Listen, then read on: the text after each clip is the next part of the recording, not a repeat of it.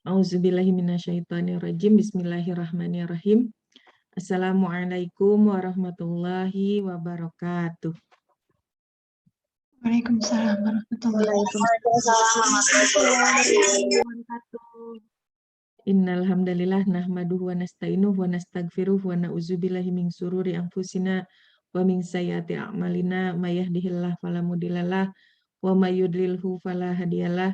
Rabbi israh li sadri wa yassir li amri wahlul 'uqdatam min lisani yafqahu qawli. Ya, alhamdulillah ini Kamis ke-29 gitu ya. Minggu ke-29 kita berada dalam kajian adab keluarga yang awalnya kajian untuk orang tua yang bimbel di rumah saya dulu, kemudian jadi berubah menjadi kajian adab keluarga. Ini sudah pertemuan ke-29. Tidak terasa ya ternyata. Ya, malam ini spesial gitu ya. Biasanya kita membahas beberapa topik yang diambil dari kitab adab keluarga, kemudian pernah juga kita mengambil dari tambahan-tambahan yang saya sampaikan yang terkait dengan motorik.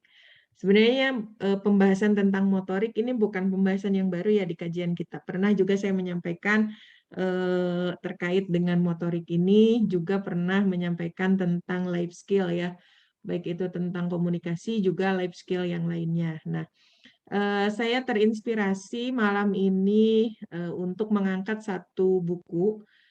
Buku ini sudah lama saya miliki, yaitu Tuntas Motorik Investasi Sepanjang Hayat. Ini yang nulisnya Ibu Ani Kristina. Gitu. Ibu Ani Kristina, orang Surabaya, Sidoarjo. Nah,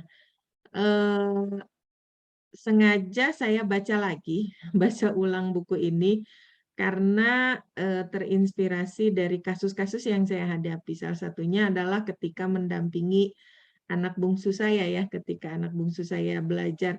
Kan saya memang sengaja tidak mengajari dia untuk belajar baca tulis dulu sebelum dia usia 7 tahun gitu ya, karena saya ingin memaksimalkan dulu motorik dan sensorinya.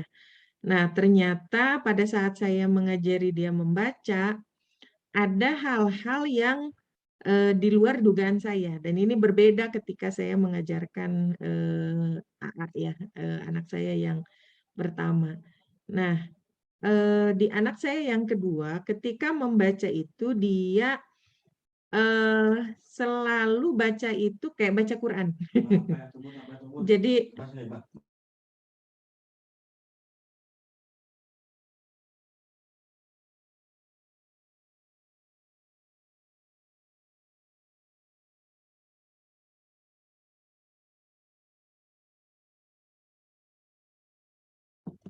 ya, kita lanjut lagi.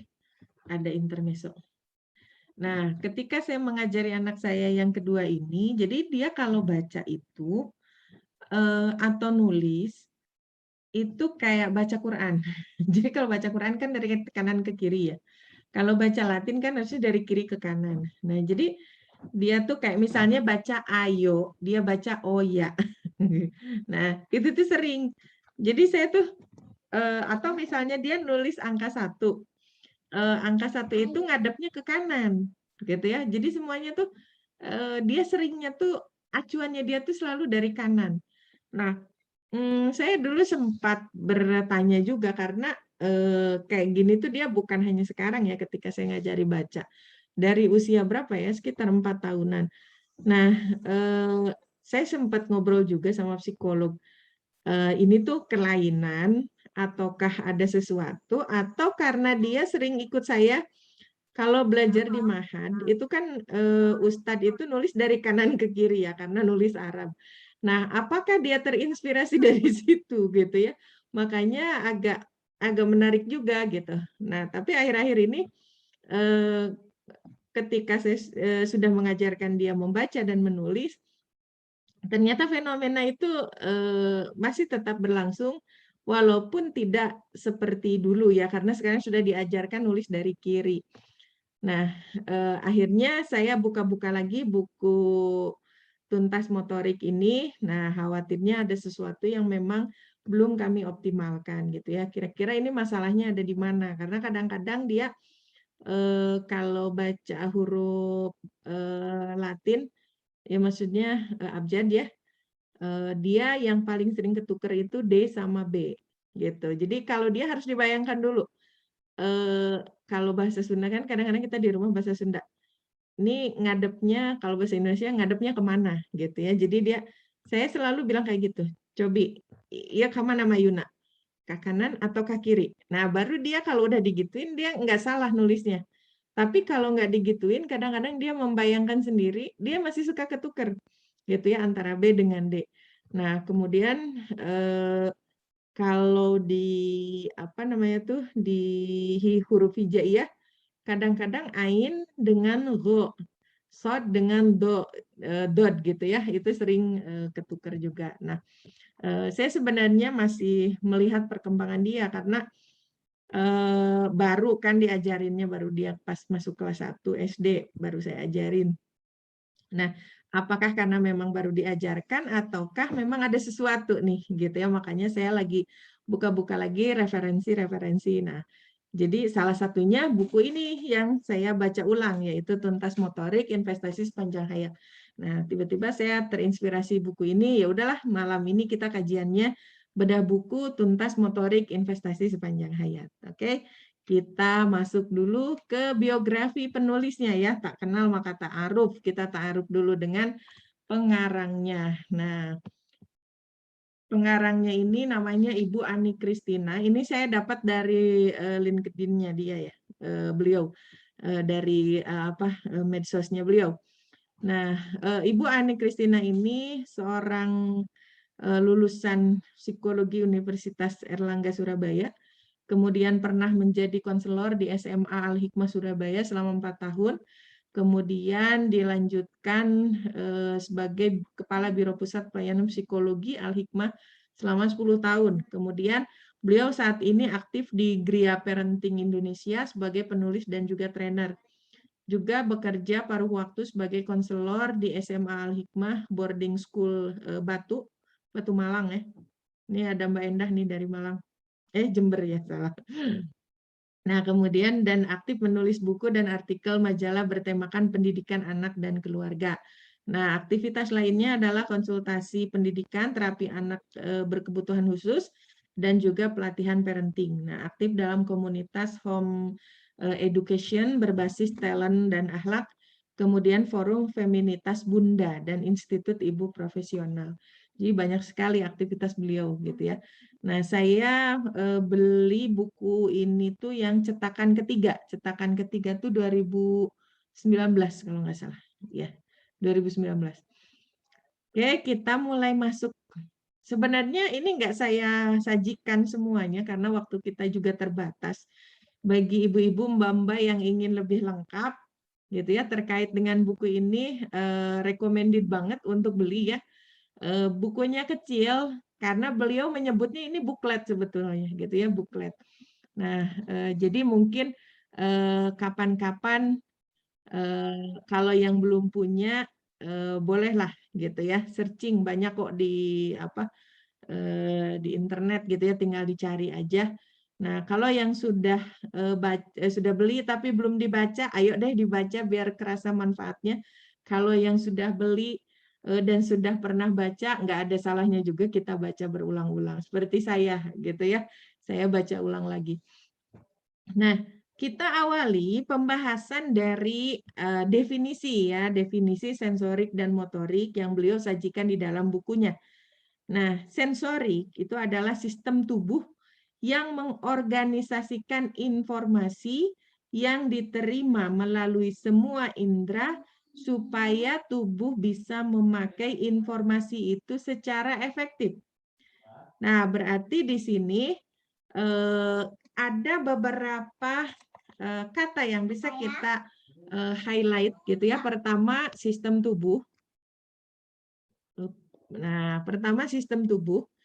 Kemudian organisasi informasi, kemudian panca indera.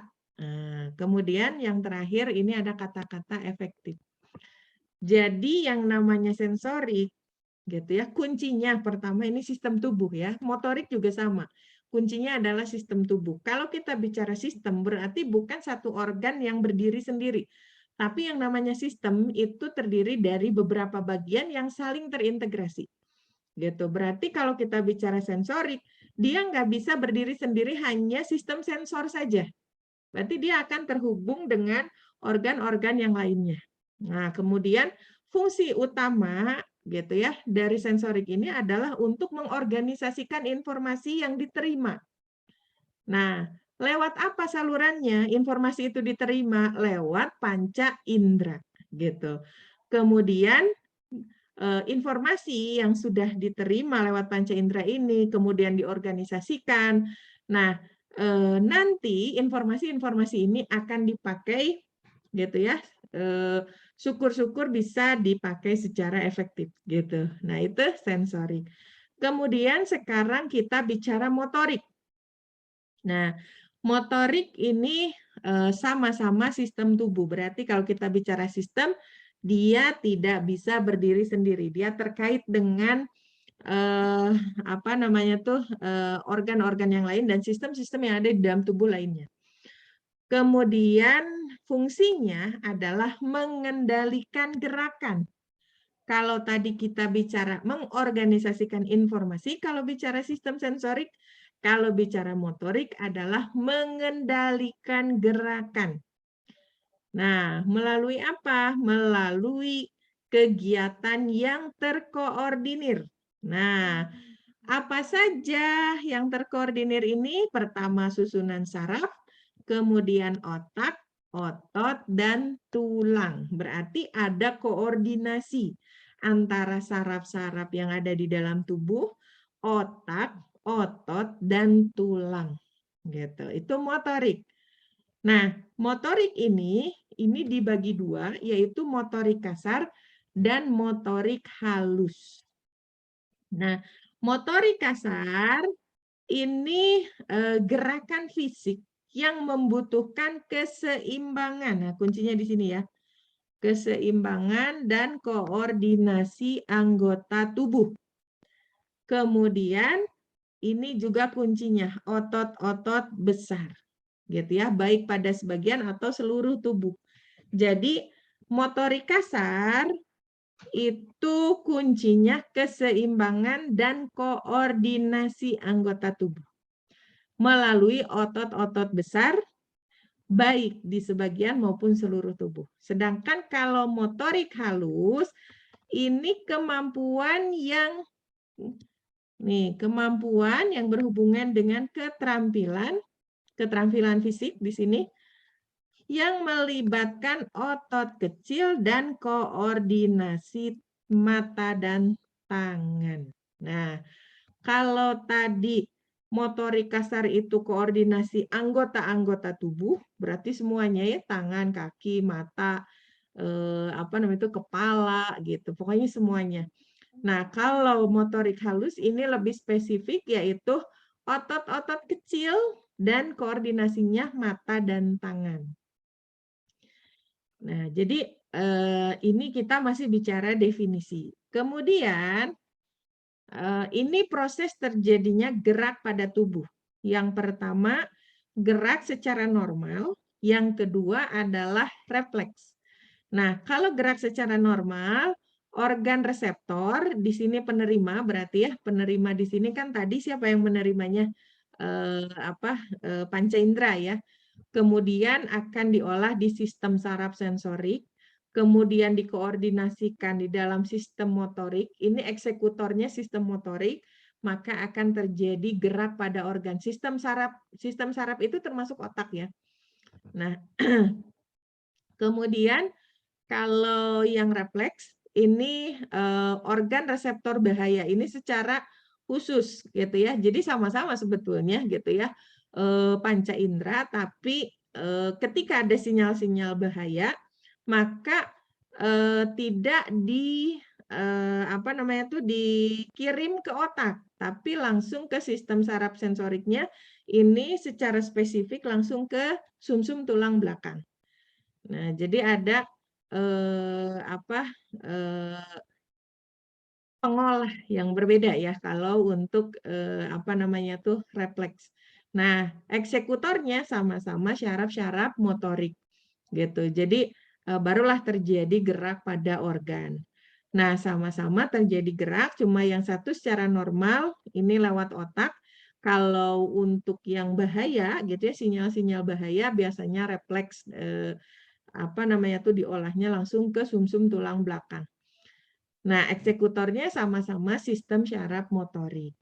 Nah, permasalahan sensorik dan motorik ini bukan permasalahan yang remeh. Kadang-kadang kita menyangka, ya udahlah biarin aja nanti juga berkembang dengan sendirinya, nggak usahlah capek-capek kita, merangsang atau menstimulus gitu ya, nanti juga akan berkembang dengan sendirinya.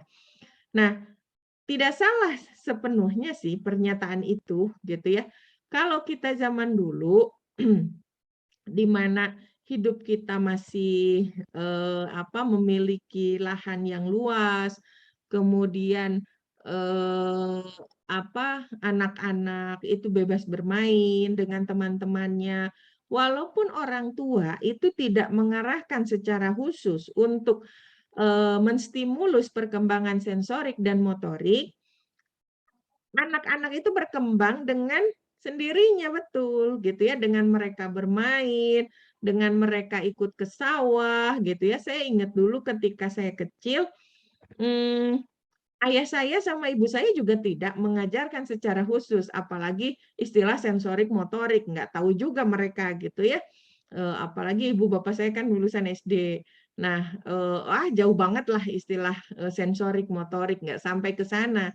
Nah, tapi, mereka memang biasa, ngasuh anak kecil, gitu ya, biasa ngasuh anak kecil sehingga ketika dulu punya saya, setidaknya mereka sudah punya pengalaman. Nah, jadi, eee, stimulus-stimulus yang mereka lakukan itu tidak secara sengaja karena mereka tahu istilah sensorik motorik harus berkembang dengan baik, bukan, tapi itu hanya mengikuti naluri dan juga pengalaman, gitu. Jadi ketika ngasuh saya dulu, ya dari kecil, ibu sama bapak saya suka cerita gitu ya, bagaimana saya diajarin bicara, diajarin, jalan, dan itu juga yang mereka ajarkan ketika saya punya anak, gitu. Termasuk bagaimana cara membentuk pola makan gitu ya, pola tidur, itu juga mereka ajarkan gitu ya.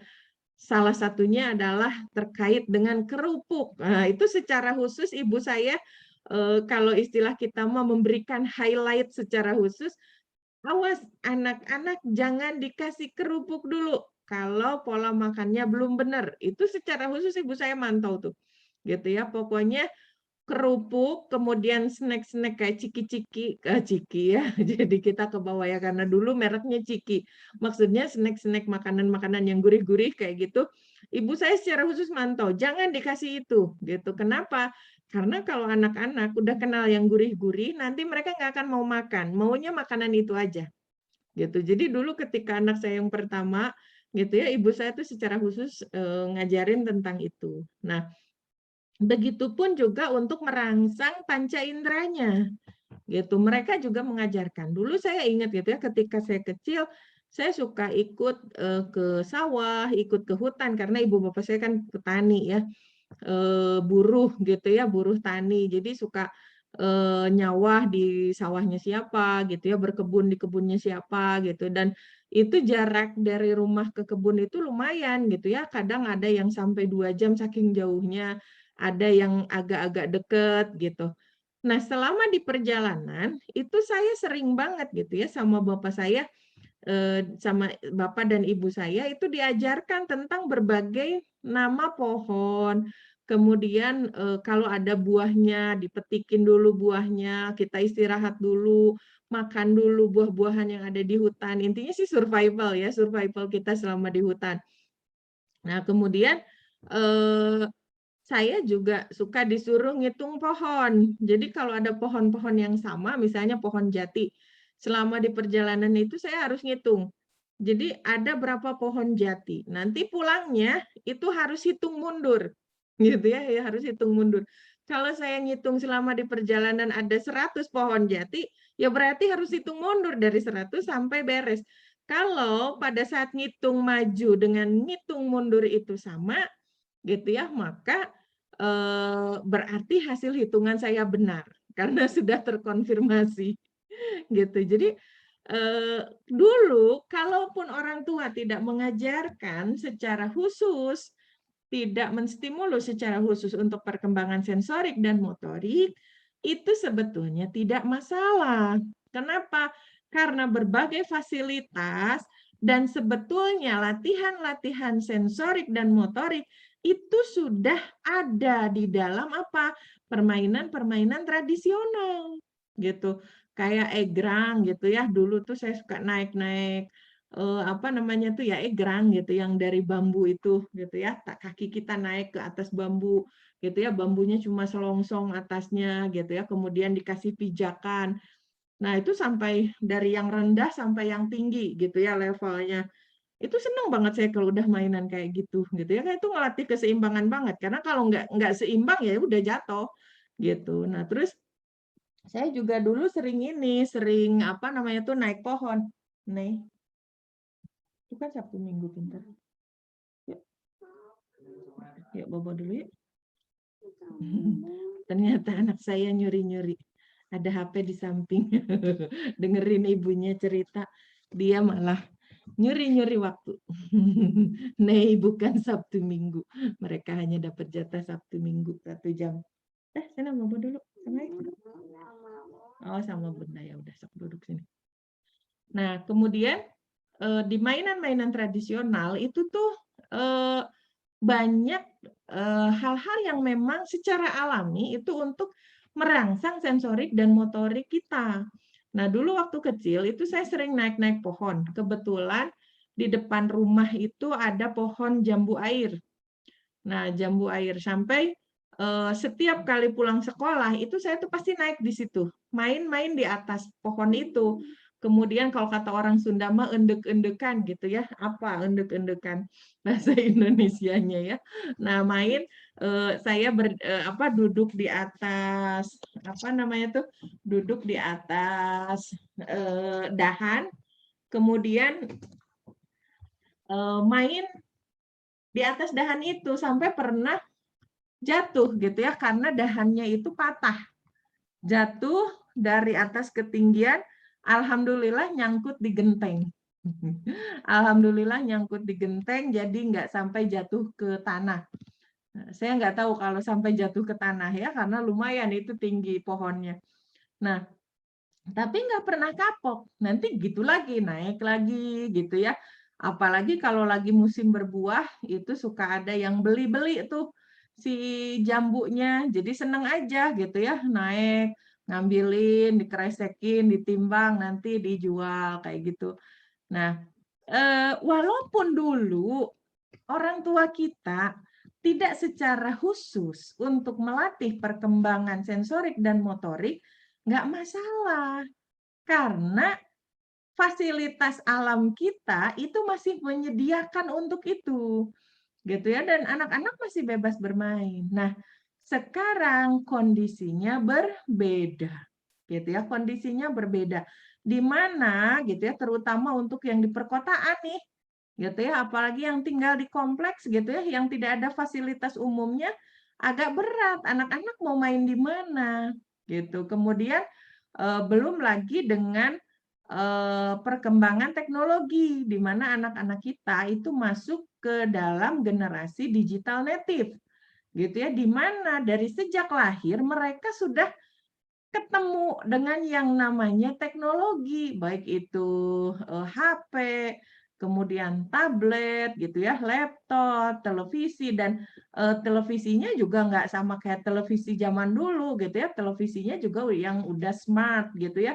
Nah, sehingga kalau kita tidak menstimulus secara khusus, maka perkembangan sensorik dan motoriknya ini bisa-bisa tidak tuntas. Yang harusnya tuntas sebelum usia 8 tahun.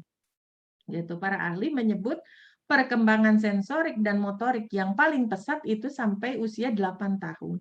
Jadi kalau misalnya tidak tuntas sampai usia segitu, nah ini yang akan terjadi, gitu ya, beberapa masalah yang terjadi ketika perkembangan sensorik dan motorik ini tidak tuntas. Yang pertama, kontrol tubuh anak terhadap pergerakan otot dan sendi ini tidak terkendali. Kadang-kadang gitu ya, anak-anak yang cenderung motorik dan sensoriknya ini tidak berkembang tuntas, mereka tidak bisa mengukur, gitu ya, mengukur kadar kekuatan mereka sendiri. Contohnya, ketika pegang barang, menurut mereka itu biasa-biasa aja megangnya. Padahal menurut kita itu kekencangan gitu ya. Sehingga barangnya jadi rusak gitu. Jadi mereka tidak bisa mengontrol pergerakan otot mereka. Gitu. Jadi apa namanya tuh? Ya tidak bisa ngukur gitu ya, tidak bisa memprediksi. Kira-kira ini butuh kekuatan segimana. Nah, untuk bisa memprediksi seperti itu, maka kita harus stabil dulu motorik kasar dan motorik halusnya. Begitupun juga dengan sistem-sistem sensornya. Karena sistem sensor ini adalah pemroses pertama sebelum masuk ke eksekutor, yaitu sistem motorik tadi. Nah, kemudian gitu ya, masalah yang berikutnya adalah ketika proses membaca dan menulis ini menjadi susah. Bahkan di bukunya ini beliau menyebut anak bisa masuk kategori yang disleksia gitu ya. Jadi kesulitan membaca, bukan cuma membaca tapi juga menulis. Nah, kenapa baca tulis menjadi susah? Nah, terutama contohnya kayak tadi gitu ya, huruf D dengan B sering tertukar gitu. Nah, ternyata itu yang terganggu adalah kemampuan visualisasinya.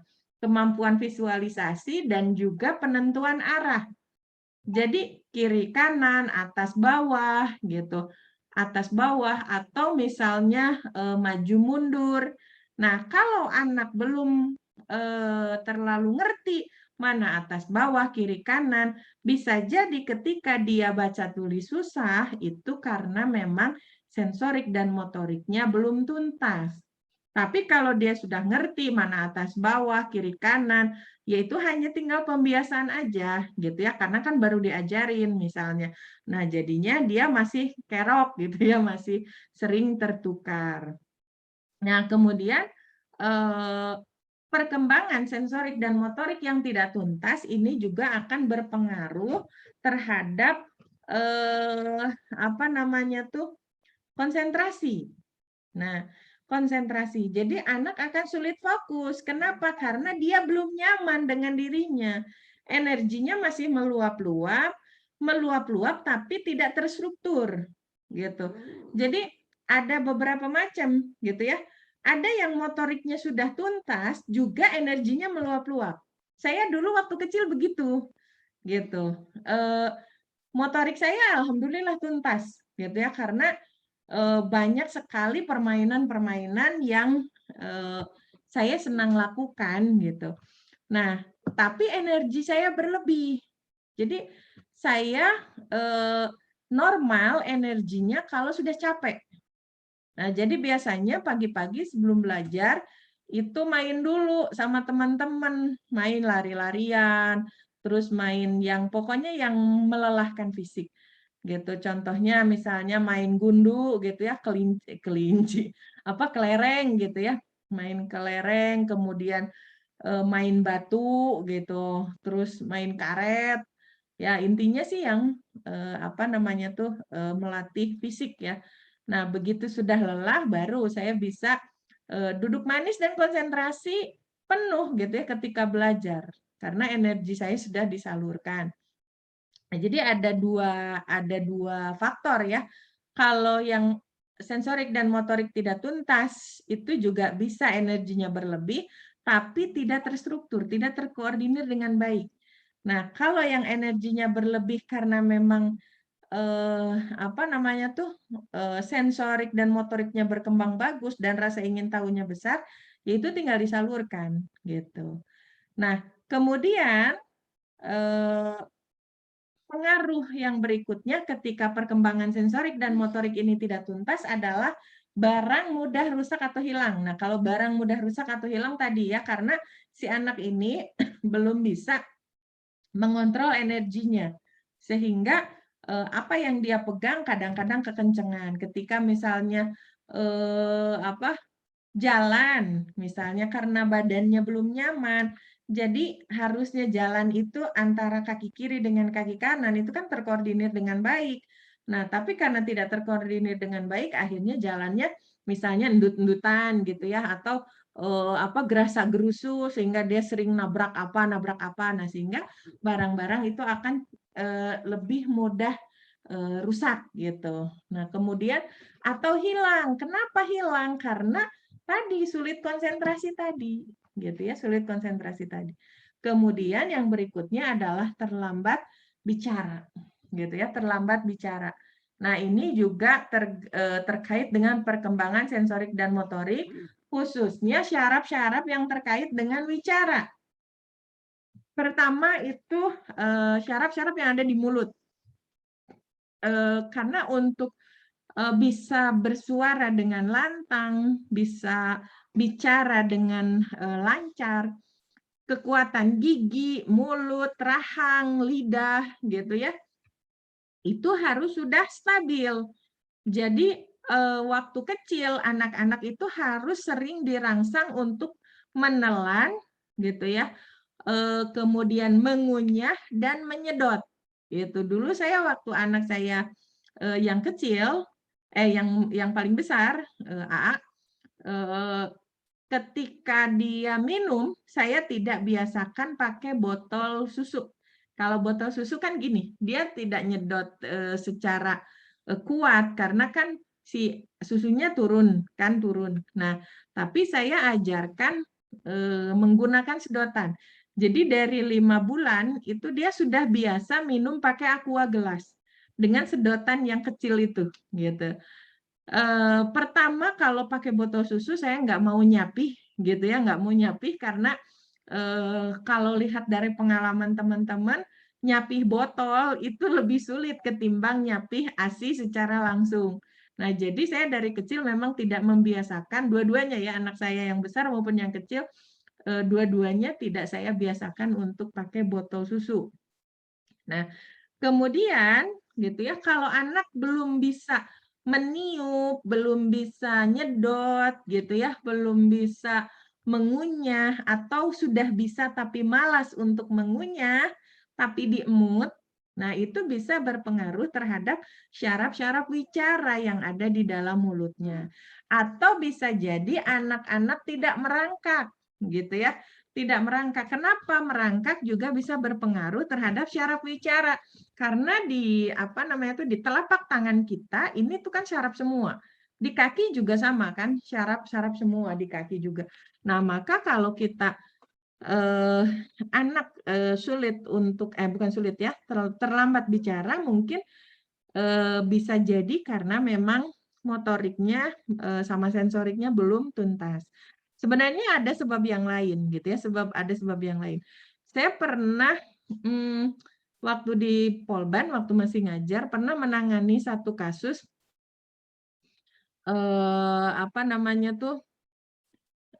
saya dapat rujukan dari dosen walinya yang mengatakan si anak ini awalnya kasus yang sampai ke saya itu kasus bullying. Jadi kasus bullying parah sehingga itu berpengaruh sampai sekarang. Katanya yang paling parah itu waktu dia TK dan dia SMP.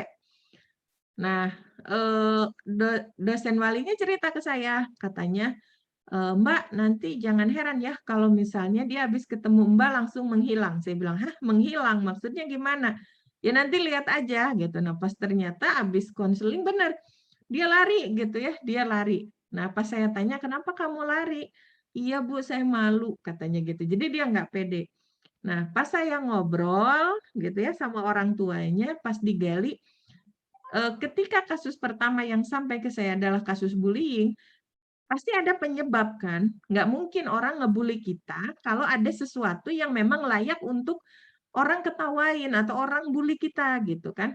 Nah, akhirnya saya tanyakan kapan yang paling parah, kata bapaknya pada saat apa namanya tuh TK dan SMP. Nah, pada saat TK pertama kali dia dijauhi sama teman-temannya, kemudian apa namanya tuh dia sering diejek gitu. Nah, pas cerita ayahnya sampailah pada satu clue gitu ya yang saya dapat. Jadi begitu ngobrol ternyata anak ini delay speech. Jadi terlambat bicaranya. Jadi usia 3 tahun itu baru keluar satu kata, mama, gitu ya, baru keluar satu kata. Nah, biasanya mama atau apapun lah kata walaupun belum jelas gitu ya, biasanya kan itu di atas 1 tahun itu biasanya sudah ada lah minimal satu kata yang keluar. Ada juga anak yang lebih cepat gitu kan. Nah, terus saya tanya, ketika saya dengar anak ini delay speech, mahasiswa ini delay speech, yang kebayang oleh saya, penyebab delay speech itu bisa secara fisik, bisa juga secara psikis, dalam artian pola didik gitu ya. Nah, saya tanya yang pertama terkait dengan sistem sensorinya, terutama otaknya. Karena kalau misalnya otaknya bermasalah, ya akan sulit karena kan semua informasi diprosesnya di situ. Nah, kemudian yang saya tanya berikutnya penyakit jantung. Apakah ada kelainan jantung? Karena biasanya kalau ada kelainan jantung itu akan berpengaruh terhadap perkembangan otak. Nah, jadi sistem sensorinya yang akan terganggu. Ternyata pas bapaknya cerita, anak ini nggak ada masalah ketika lahir, baik itu otaknya maupun jantungnya. Nah, jadi saya ambil kesimpulan bahwasanya anak ini bukan karena penyakit berat, delay speech-nya. Nah, pas ngobrol, ternyata bapak dan ibunya kan sibuk, jadi anak ini kurang stimulus. Terus dititipin sama yang bantu-bantu gitu kan. Nah, dan kurang rangsangan gitu sehingga anaknya delay speech. Oke, gitu ya. Kalau saya lihat memang perkembangan 3 skill dasarnya bagaimana cara dia adaptasi, komunikasi dan sosialisasi itu kurang. Nah, kenapa adaptasi, sosialisasi, komunikasinya kurang? Salah satunya adalah karena sensorik dan motoriknya ini tidak tuntas, karena kurang rangsangan tadi. Dan anak diberikan fasilitas yang banyak, gitu. Nah, ini masalahnya. Kemudian pengaruh berikutnya ketika sensorik dan motorik tidak tuntas, selain terlambat bicara adalah emosi yang labil. Ini bisa banyak faktor sebenarnya ya, emosi labil ini bisa jadi karena pola didik. Misalnya anak kita dibiasakan manja. Jadi ketika dia pengen apapun ya harus saat itu dipenuhi. Nah, bisa jadi karena habit di keluarga ya, karena pola didik orang tuanya. Atau bisa juga karena memang sensorik dan motoriknya tidak tuntas. Ketika sensorik dan motoriknya tidak tuntas, otomatis anak itu akan sulit gitu ya. Pertama, sulit untuk melakukan sesuatu karena dia belum nyaman dengan dirinya dan belum mampu. Otot-ototnya kan tidak berkembang. Nah, kemudian yang kedua, bisa jadi gitu ya, karena sensorik dan motoriknya belum tuntas, dia kesulitan komunikasi dengan teman-temannya. Gitu sehingga ketika main atau dia tidak bisa sabar, gitu ya, tidak bisa sabar, tidak bisa antri, akhirnya emosi meledak-ledak misalnya. Nah, jadi sebenarnya penyebab emosi itu banyak hal gitu ya, dan penyebab baca tulis susah juga banyak hal. Sebenarnya bukan satu-satunya perkembangan sensorik dan motorik ini, gitu ya. Tapi ketika sensorik dan motorik tidak tuntas, ini menyumbang salah satu sebab dari masalah-masalah yang dihadirkan di sini, gitu ya. Nah, Eee,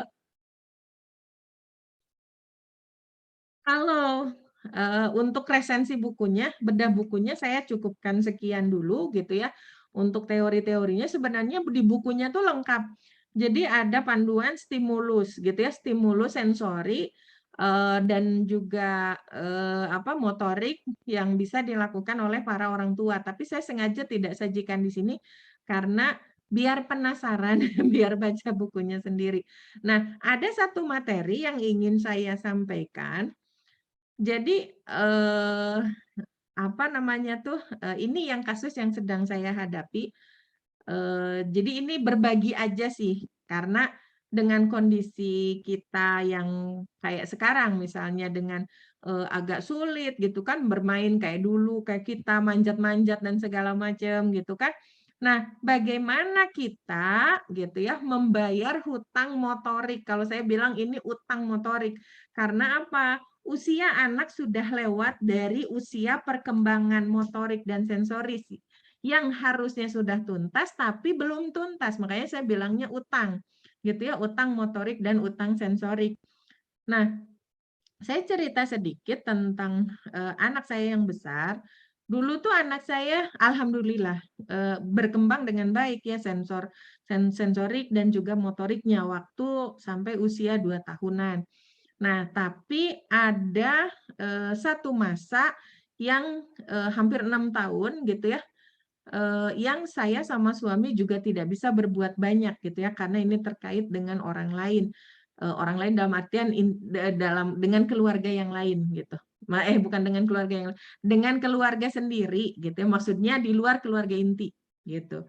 Nah, sehingga qadarullah anak saya, agak terhambat, anak saya yang besar terutama ya, anak saya yang besar ini agak terhambat, perkembangan motoriknya, gitu ya, dan juga sensoriknya. Nah, akhirnya energi dia yang tadinya berkembang, yang tadinya banyak, akhirnya ibarat air bah yang, salurannya itu ditutup, gitu, sehingga tidak berkembang maksimal. Nah, kami sebagai orang tua pada akhirnya memutuskan ini harus segera dibayar nih, harus segera diselesaikan daripada kami terlambat gitu ya, kami terlambat dan anak kami jadi malah, makin terhambat perkembangannya. Nah, akhirnya saya sama suami memutuskan untuk ayo kita, berkorban gitu ya. Dulu kan suami saya di Jakarta, kebetulan, saya sudah pindah ke Bandung gitu. Nah, akhirnya kita, putuskan untuk ngumpul lagi bareng-bareng gitu ya, rumah dijual, kita pindah ke sini semuanya dan juga, memberanikan diri untuk, berpisah dengan, orang tua kami. Nah, eee, akhirnya kami memulai lagi dari awal. Dan memang beda banget gitu ya, beda banget, ketika dulu anak saya masih dengan perkembangan motorik yang terhambat gitu ya, yang kayak air bah yang dipempet salurannya, dengan ketika kita sudah pindah, sudah ngumpul lagi dengan berbagai macam latihan gitu ya, yang walaupun ya sedikit terlambat sih harusnya latihan-latihan itu intensif kita lakukan, tapi karena ada satu dan lain hal akhirnya terhalang. Nah, akhirnya baru kita bisa bayar setelah dia usia, 7 tahun, gitu ya. Jadi, usia 7 tahun menjelang 8 ya, menjelang 8. Nah, jadi dari setahun setengah sebenarnya ya terhambatnya. Awalnya tuh berkembang dengan baik, kemudian, awal-awal pindah ke Bandung masih berkembang dengan baik, sebenarnya belum terasa. Nah, sampai puncaknya akhir-akhir emosinya meledak-ledak gitu ya, ya bisa dibayangkan lah anak-anak yang biasa aktif, yang biasa banyak kegiatan, tiba-tiba nggak boleh kemana-mana, tidak boleh berantakan dan segala macam. Nah, akhirnya itu yang menghambat.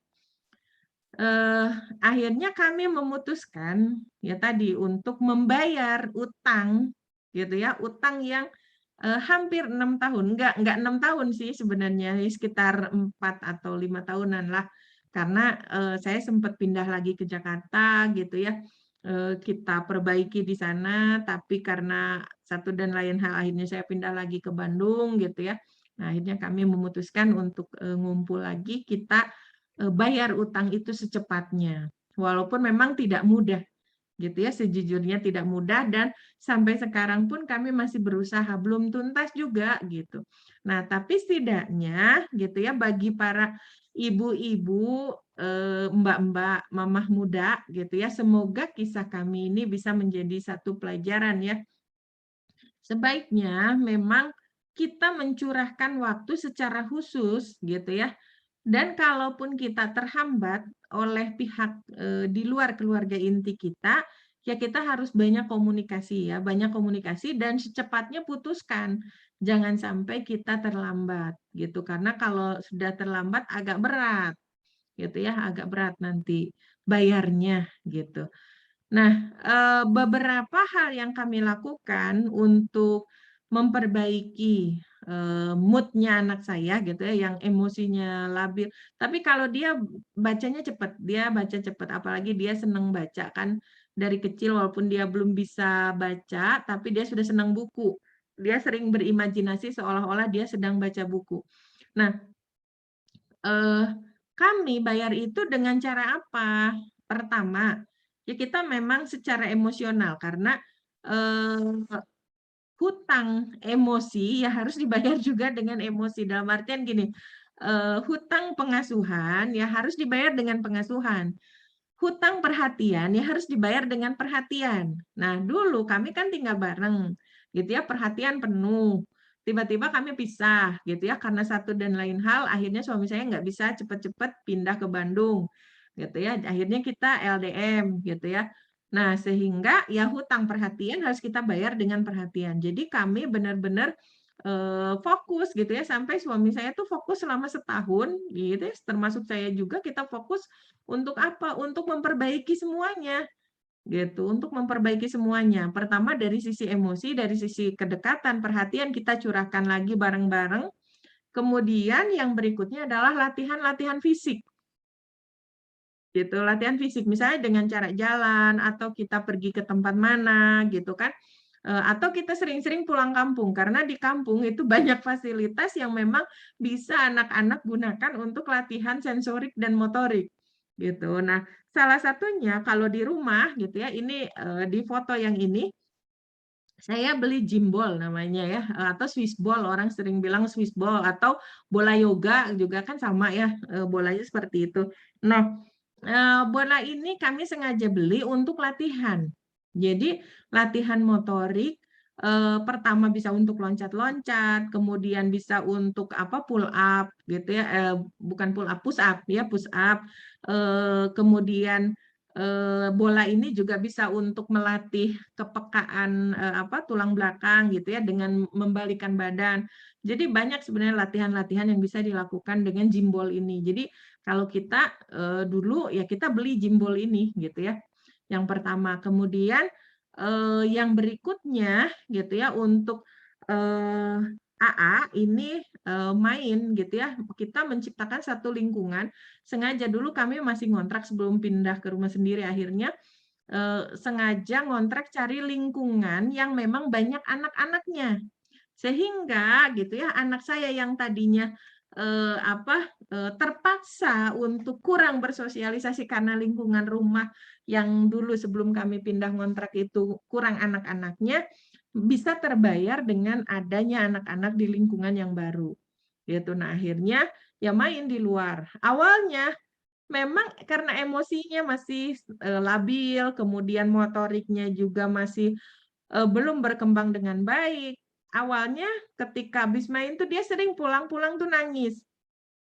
Entah nangis diejek lah, entah nangis itu, karena dia kesel dengan dirinya, karena orang lain bisa ini, bisa itu, dia nggak bisa. Misalnya main bola gitu ya, main bola bareng. Nah, dia belum bisa gitu kan.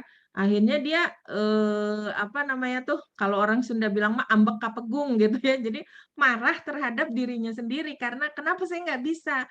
Saya pengen bisa, tapi kenyataannya tubuhnya belum bisa," gitu.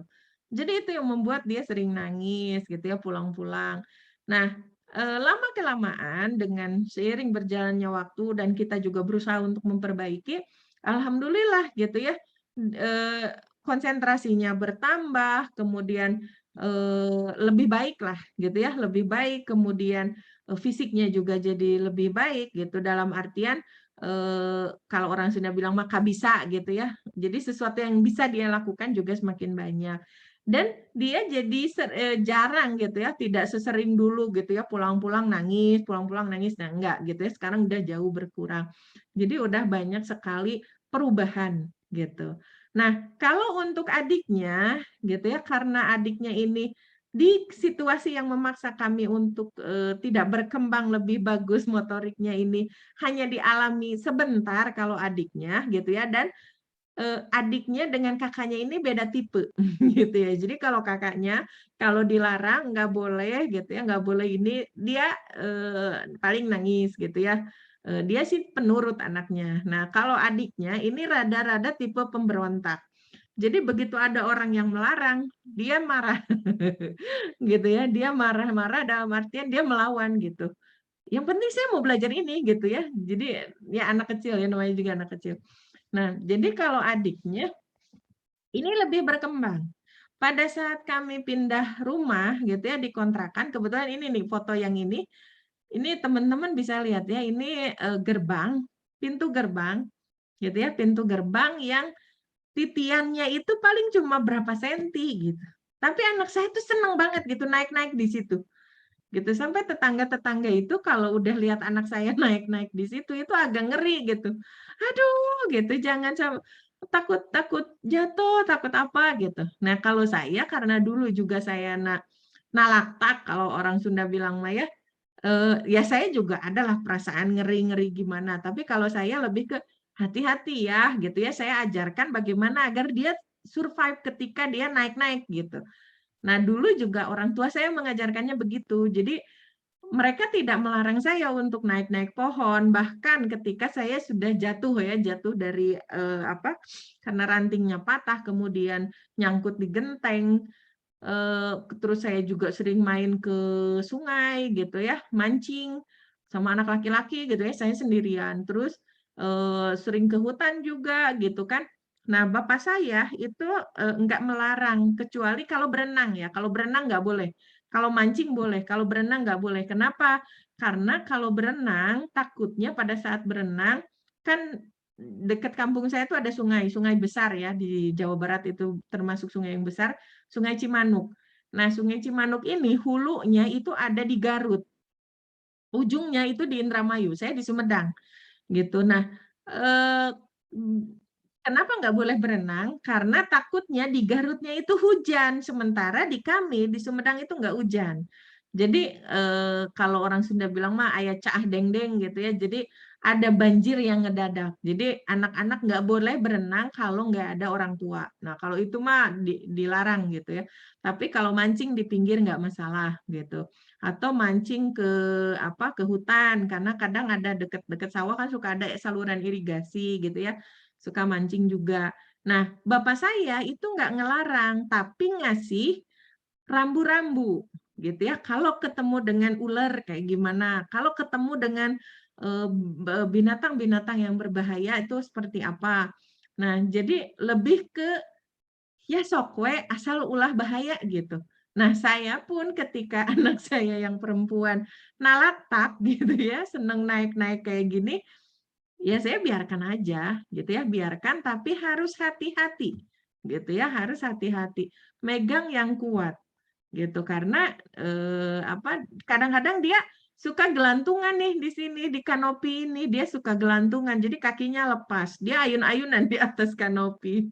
Ya makanya kalau tetangga lihat tuh, aduh itu apalagi, tetangga yang pernah anaknya itu jatuh dan sampai tangannya patah. Jadi trauma banget pas lihat Ibah naik-naik itu, gitu. Jadi, eee karena dia memang, latihannya sering, nah motoriknya ini lebih bagus dia. Kemudian kestabilan emosinya juga lebih bagus dan, eee, ingatannya. Jadi kalau kami ada yang hilang benda di rumah, karena dia yang ngumpetin juga sih sebenarnya gitu ya. misalnya kami nyari-nyari di mana pensil, di mana botol minum kelinci dan bla bla bla gitu ya. Nah, biasanya kami nanyanya ke anak saya yang bungsu. Cariin gitu ya, karena oh ya Ibah tahu ada di sini. Nah, dia yang ngambilin gitu. Jadi karena motoriknya dia lebih berkembang gitu. Nah, kemudian ini beberapa kegiatan yang kami lakukan untuk bayar hutang motorik, terutama untuk kakaknya.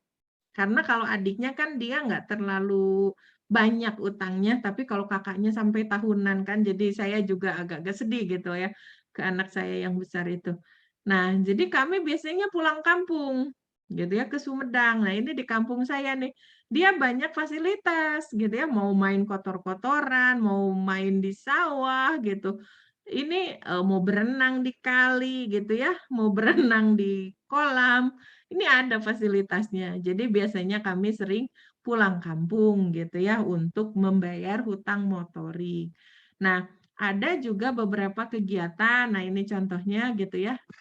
Ini ketika kami berenang di sungai. Untuk kakaknya ya untuk bayar hutang motorik. Sementara untuk suaranya keluar nggak ya? Kayaknya saya lupa bentar. Ulang share-nya sama suaranya. Nah, sound-nya. Nah, ini di kampung gitu. Jadi untuk bayar hutang motorik terutama untuk kakaknya.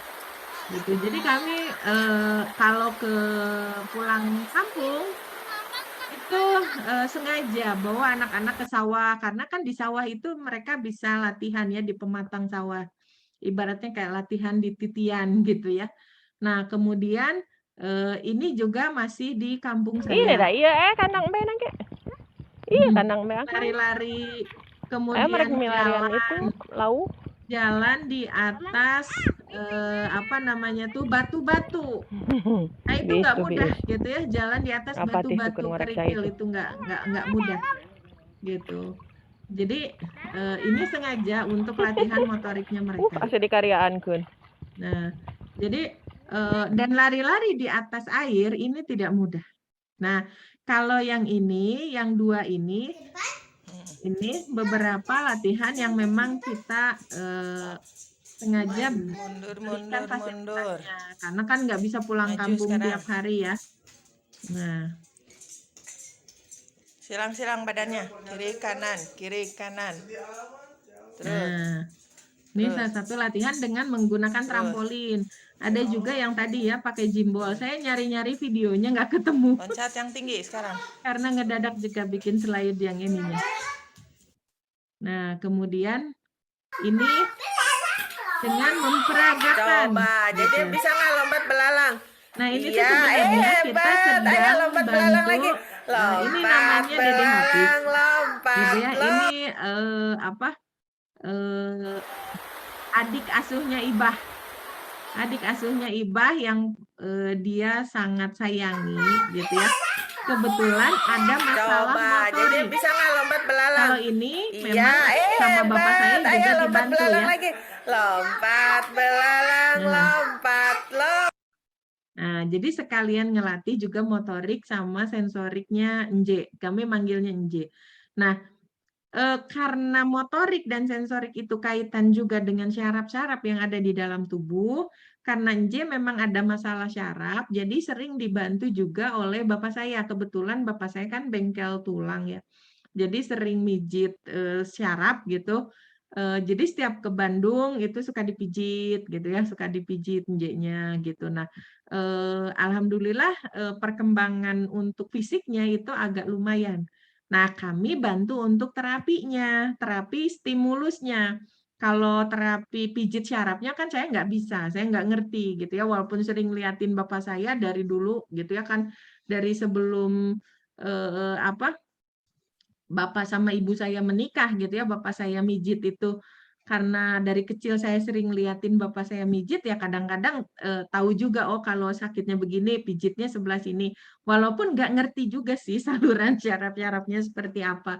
Nah, jadi biasanya ya udah diserahkan ke bapak kalau udah apa untuk pijit syaraf-syarafnya. Nah, kami kebetulan Ibah itu kan seneng ini ya, seneng ngasuh anak-anak kecil. Nah, biasanya saya suka ajak Ibah untuk bantu terapi gitu ya, terapi anak-anak yang memang butuh latihan stimulus motorik dan sensorik yang intens. Nah, kenapa saya melibatkan anak-anak saya? Sebenarnya Al-Fatih juga sering terlibat. Cuma yang paling sering banget tuh Ibah, karena memang dia mah seneng ngasuh ya. Kenapa saya melibatkan mereka? Karena anak kecil itu akan lebih cepat gitu ya, terangsang atau terstimulus ketika yang ngajarnya juga anak kecil kan sambil main. Nah, kayak gini kan yang ini gitu ya, yang kita loncat belalang ini kan awalnya tuh kita lagi baca buku Coba, Dede bisa sebenarnya nggak lompat gitu ya. belalang? Ini Iya, hebat. Ayo lompat apa belalang namanya lagi. tuh ini tuh untuk Lompat latihan belalang, literasi ya, lompat, supaya mereka seneng buku gitu ya, seneng baca dari kecil. Nah, kebetulan di rumah saya kan ada taman baca ya, taman baca dan kreasi. Nah, jadi anak-anak itu biasanya lihat buku-buku gitu ya. Nah, karena De Hafiz ini butuh latihan sensorik dan motorik yang intensif, jadi biasanya dari buku apa gitu ya yang kita baca, kita peragain. Nah, anak saya biasanya yang meragain duluan, kayak tadi misalnya loncat belalang, atau loncat kodok gitu ya, pas lihat kodok, atau misalnya gerak kera gitu kan. Nah, jadi tergantung buku yang dia baca. Nah, ini jadi beberapa latihan yang di rumah gitu ya, ketika di rumah kayak misalnya ini pakai trampolin atau pakai gimbal atau kita jalan kaki gitu ya, jalan kaki bareng-bareng, karena sebenarnya jalan kaki itu bisa lebih efektif, jauh lebih efektif gitu ya, ketimbang kita beli fasilitas tapi nggak dipakai. Ya beli fasilitas nggak dipakai, nggak ada gunanya juga ya gitu. Jadi ini beberapa latihan yang kami berikan. Kalau untuk kakaknya itu untuk membayar hutang kami gitu ya, hutang sensorik dan motoriknya. Kalau untuk adiknya ya untuk berkembang gitu ya, karena adiknya masih masa-masa perkembangan gitu, dan juga untuk bantu anak-anak di sekitar kami gitu. Jadi itu beberapa apa namanya tuh? coba. Ini dah, iya. Beberapa contoh yang kami lakukan sendiri untuk apa membayar hutang motorik dan sensoriknya. Ya, mungkin karena sudah jam berapa sekarang? Sudah mau jam 9, kita cukupkan dulu untuk materinya, kita kembangkan dalam tanya jawab ya. Nah, Mangga sudah ada yang raise hand, bisa langsung disampaikan. Assalamualaikum warahmatullahi wabarakatuh. Waalaikumsalam warahmatullahi wabarakatuh. Saya ingin bertanya, Bu. Iya, Mangga. Jadi saya itu kan dari kecil itu emang punya keturunan disleksia. Oh iya ya. Ya, disleksia dari kecil.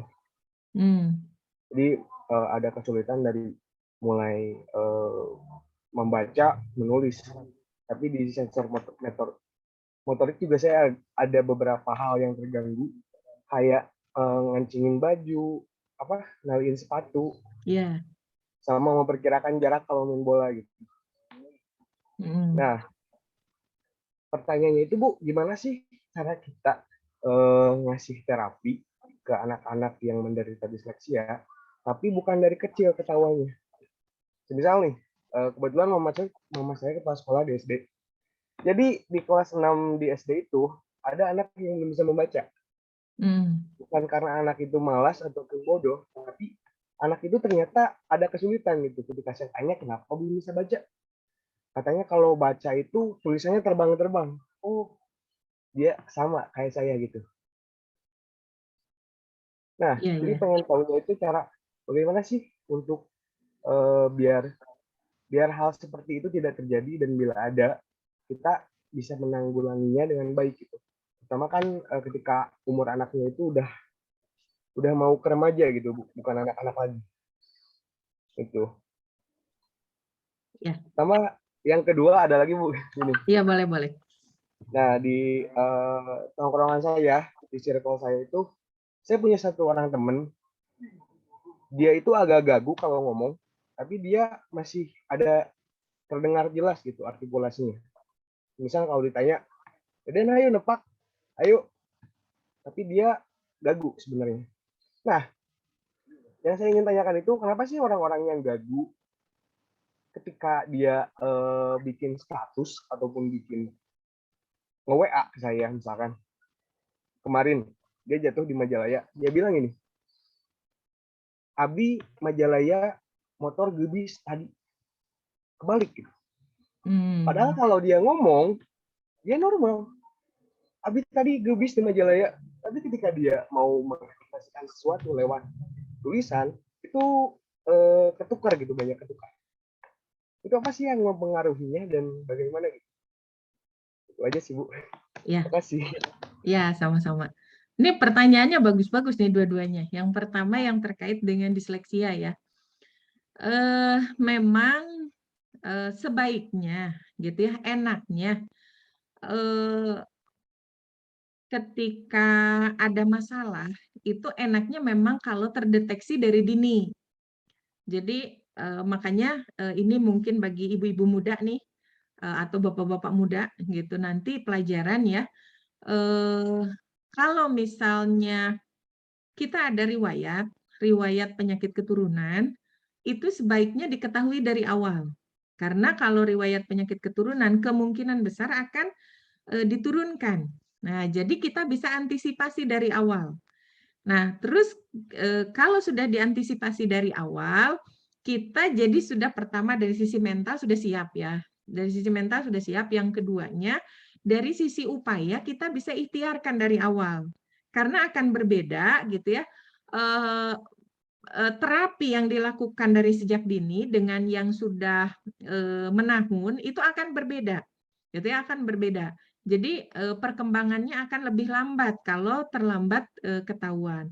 Nah, sekarang gimana kalau ternyata ketahuannya tuh udah di akhir-akhir perkembangan, dalam artian sudah mendekati remaja gitu, udah bukan anak-anak lagi. Nah, kenapa fase anak-anak itu disebut fase golden age? Karena memang dari sisi perkembangan sensorik, motorik, kognitif, itu semuanya memang paling banyak berkembang itu di masa anak-anak gitu. Makanya kenapa kita benar-benar harus fokus gitu ya, fokus benar-benar ketika mereka kecil, anak-anak ketika kecil.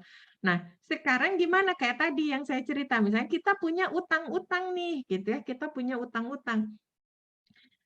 Yang pertama yang harus kita yakini gitu ya, atau misalnya kayak tadi ketahuannya tuh udah besar gitu. Nah, yang pertama yang harus kita yakini ada satu ranah di luar kekuasaan kita gitu. Ada satu ranah di luar kekuasaan kita. Saya share screen biar lebih enak ya. Kita Nah, misalnya gitu ya. Kita bicara lingkaran. Nah, ada dua lingkaran yang melingkupi hidup kita. Satu lingkaran yang benar-benar manusia kuasai, ini manusia, ini ada lingkaran yang Allah kuasai. Di sini, ini ada satu wilayah yang beririsan, sebetulnya ini wilayah yang Allah kuasai, tapi terjadinya itu ada peran manusia di situ. Gitu. Jadi ada peran manusia. Contohnya begini, mudahnya. Seorang supir misalnya. Dia ngantuk berat, tapi dia tidak mau berhenti. Gitu ya. Dia tetap memaksakan untuk nyupir misalnya. Nah, akhirnya kecelakaan tuh, misal gitu ya, kecelakaan. Penumpangnya ada yang meninggal. Nah, meninggalnya penumpang itu benar-benar wilayah yang Allah kuasai, gitu ya. Ini namanya qada ya. Gitu. Jadi ada ketetapan yang Allah berikan, gitu ya, terkait dengan ajal si penumpang itu. Walaupun dia nggak kecelakaan, pasti akan meninggal, tapi dengan sebab ajal yang lain. Nah, meninggalnya penumpang itu gitu ya karena supir ngantuk, pertama ajalnya itu ketetapan Allah. Tapi si supir ngantuk yang dia sudah bisa memprediksi dengan ngantuk berat dia akan hilang konsentrasi dan lain-lain, tapi dia tetap memaksakan untuk nyetir sampai akhirnya terjadi kecelakaan, itu yang namanya peran manusia. Jadi meninggalnya penumpang itu ada peran supir yang menghantarkan untuk bertemu ajalnya. Nah, jadi ini sekedar ilustrasi ya, sekedar contoh. Dalam perkara perkembangan kita pun sama, gitu ya, kehidupan kita yang lain pun sama. Ada wilayah yang manusia kuasai, ada wilayah yang Allah kuasai, gitu. Ketika kita, gitu ya, apa namanya tuh, keturunan disleksia, apakah itu keinginan kita? Kan tidak, gitu. Bukan keinginan kita, kan siapa sih yang pengen disleksia, kan begitu. Nah, itu yang namanya qada Allah. Di wilayah yang benar-benar Allah kuasai, kita hanya bisa menerima dengan ridho. Gitu ya, kita ridho menerima. Tetapi kita juga bicara wilayah yang kita kuasai. Ketika Allah nih udah ngasih ujian disleksia sama kita, apakah kita mau diam begitu saja, ataukah kita berupaya keras untuk apa namanya tuh berusaha sembuh dari disleksia itu? Kalaupun misalnya tidak sembuh, gitu. Setidaknya kita sudah memaksimalkan ikhtiar. Jadi meminimalisir faktor resiko. Nah, jadi ini konsep dasar dulu ya, belum ke terapinya seperti apa. Nah, jadi pertama yang harus kita lakukan adalah kita ridho terhadap kodok tersebut. Gitu. Kita ridho kalau Allah ngasih ujian disleksia sama kita. Nah, kemudian setelah itu kita bangkit. Gimana caranya kita sempurnakan ikhtiar manusia kita? Salah satu ikhtiar yang bisa kita lakukan adalah pergi ke dokter. Gitu. Pergi ke dokter, pergi ke terapis gitu ya, bisa lewat medis gitu ya, upaya yang kita lakukan ataukah lewat non medis misalnya dengan pijit syaraf juga gitu ya. Karena bisa jadi kan ada syaraf-syaraf yang memang terganggu gitu. Nah, jenis terapinya seperti apa? Sebaiknya dibawa ke ahlinya. Gitu, dibawa ke ahlinya karena biasanya nanti akan kan disleksia itu macam-macam. Gitu ya. Ada yang disleksianya apa namanya itu istilahnya tuh parah, ada yang sebenarnya disleksia ringan saja. Hanya nggak bisa baca huruf tertentu misalnya. Ada yang nggak bisa baca sama sekali. Nah, makanya kenapa tadi saya sampaikan sebaiknya memang pergi ke ahlinya. Gitu, bisa ke dokter anak atau bisa juga ke dokter yang memang secara khusus untuk menangani perkembangan. Gitu. Dan nanti akan ada terapi-terapi yang dijadwalkan. Biasanya seperti itu. Nah, kemudian gitu ya untuk terapi-terapi di rumahnya seperti apa? Kalau misalnya memang setelah diperiksa ke dokter atau ke apa namanya tuh bisa juga mendatangi psikolog untuk apa? Untuk konselingnya. Karena kadang-kadang kita ketika diuji oleh Allah, pertama, kadang-kadang untuk ridho terhadap kodok itu butuh waktu.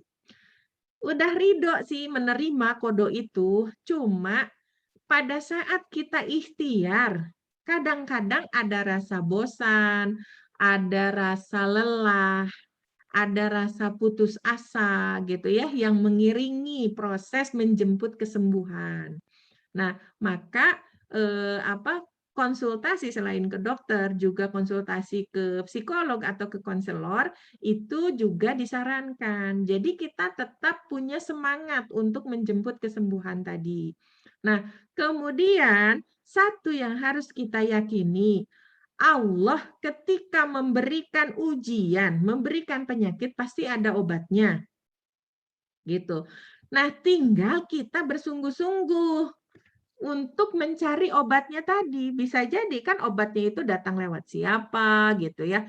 Kapan, kan kita nggak tahu gitu. Waktunya kapan, lewat siapa, dalam kondisi kayak gimana gitu kan. Nah, tapi satu yang harus kita yakini, Allah pasti akan mempertemukan kita dengan solusi. Kalaupun Allah tidak menyembuhkan kita di dunia, insya Allah Allah akan memberikan kesembuhan yang sempurna di akhirat.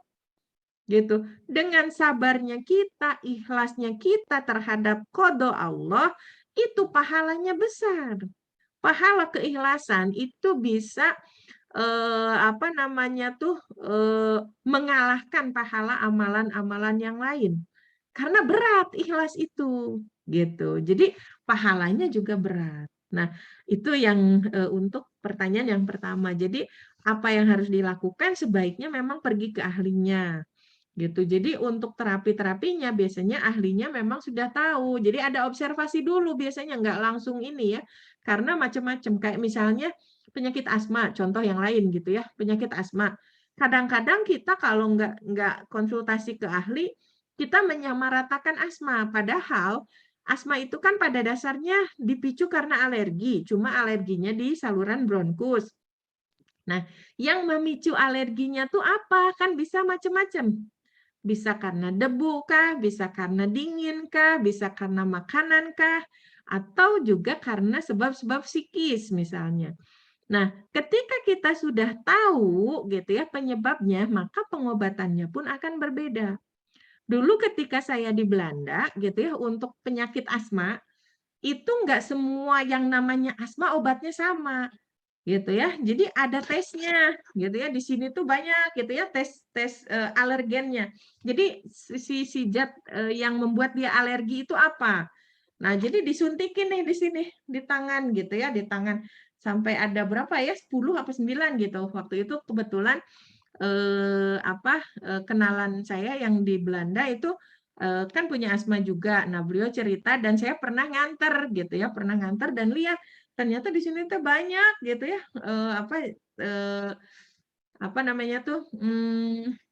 tesnya gitu ya. Jadi ada tes yang diberikan mana gitu ya alergen yang memang menjadi pemicu dari asma tersebut. Nah, itulah gunanya kita datang ke ahli. Jadi kita benar-benar tahu pasti, diobservasi dulu, didiagnosis dulu, gitu ya, baru kita bisa menentukan tindakan selanjutnya seperti apa. Nah, sehingga nanti kalau sudah diobservasi, disleksianya ini termasuk yang disleksia ringan kah, atau sedangkah, atau beratkah? Nah, biasanya pihak ahli itu sudah punya panduan masing-masing. Nah, nanti akan ada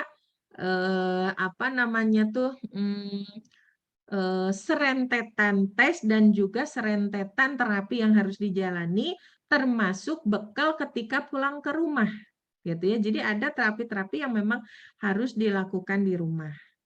Nah, selama proses itu, ini juga yang harus kita lakukan, bagaimana caranya kita berdamai dengan kondisi yang ada. Nah, manajemen perdamaian, manajemen perdamaian dengan tubuh kita sendiri ya. Nah, kadang-kadang gitu ya, proses mencari kesembuhan itu kan panjang ya, panjang waktunya, lama gitu ya. Nah, selama masa-masa proses itu kan harus ada strategi-strategi yang kita lakukan. Contohnya, misalnya nih, saya asma, saya kan punya asma juga. Nah, alergi yang paling dominan bagi saya itu adalah debu dalam rumah ya, debu juga dingin. Nah, kalau misalnya saya udah debu, sama satu lagi kelelahan akut. Debu, terus dingin, terus saya kondisinya kelelahan akut, ditambah batuk. Udah, biasanya itu jadi. Nah, jadi agar nggak cepat kambuh, berarti hal-hal yang harus saya lakukan untuk berdamai dengan penyakit saya, berarti saya harus jaga kondisi, jangan sampai saya kelelahan akut. Jangan sampai kelelahan akut, jangan sampai ketika bersih-bersih rumah nggak pakai masker, karena kan debu rumah itu memang zat alergennya tinggi itu.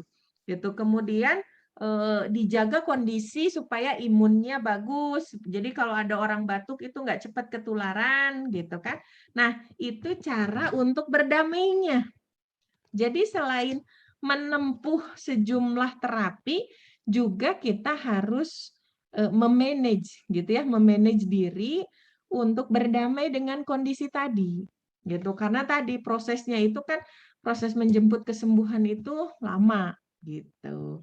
Ya, itu untuk pertanyaan yang pertama. Nah, kemudian pertanyaan yang kedua terkait dengan orang-orang yang diberikan ujian gagu. Nah, kenapa pada saat ngomong itu struktur bicaranya benar, mudah difahami, tapi ketika menulis kok beda. Nah, saya pikir ini bukan cuma masalah orang yang gagu. Orang normal pun bisa begitu. Kenapa? Karena yang harus kita ingat, bahasa lisan dengan bahasa tulisan itu berbeda. Gitu ya.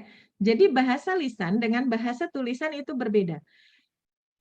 Orang pandai bicara belum tentu dia pandai menulis. Begitupun sebaliknya. Orang yang pandai menulis itu belum tentu dia terstruktur ketika ngomong. Gitu ya, mudah difahami pembicaraannya belum tentu. Nah, kenapa? Karena ini dua hal yang berbeda. Bahasa lisan itu kaitannya dengan pendengaran.